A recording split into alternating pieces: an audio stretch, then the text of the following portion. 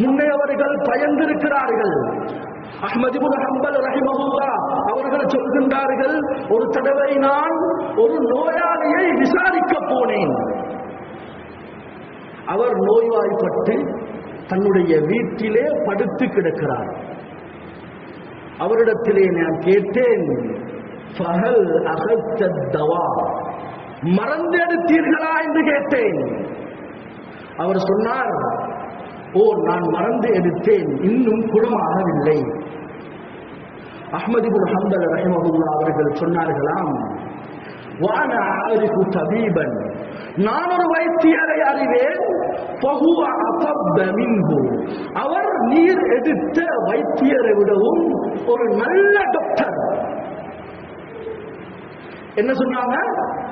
நீங்க எடுத்த வைத்தியரை விடவும் நல்ல ஃபேமஸான நல்ல ஒரு டாக்டர்கிட்ட தான் நான் சொல்லக்கூடிய இந்த டாக்டர், இவரிடத்துல மருந்தெடுத்து பாருங்க என்று சொன்ன உடனே அஹ்மது இப்னு ஹம்பல் ரஹிமஹுல்லாஹ் அவர்களுக்கு ஞாபகம் வருகிறது, அஸ்தக்ஃபிருல்லாஹ் அஸ்தக்ஃபிருல்லாஹ் அஸ்தக்ஃபிருல்லாஹ் என்று இஸ்திக்ஃபார் செய்கின்றார்கள்.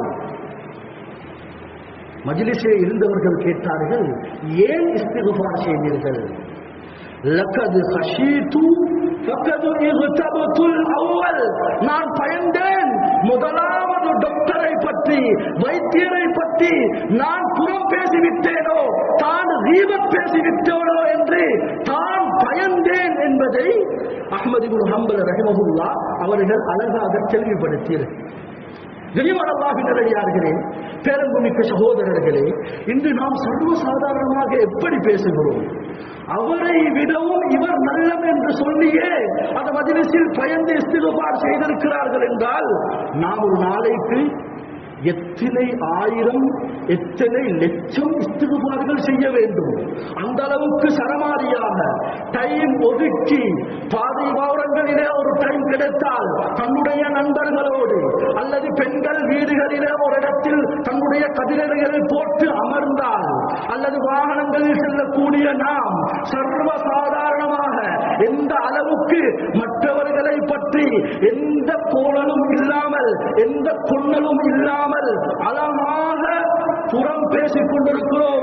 சகோதரர்களை நாம் யோசிப்போம், ஒரு நாளைக்கு நாம் எத்தனை ஆயிரம் தடவைகள் இஸ்திக்ஃபார் செய்ய வேண்டும்.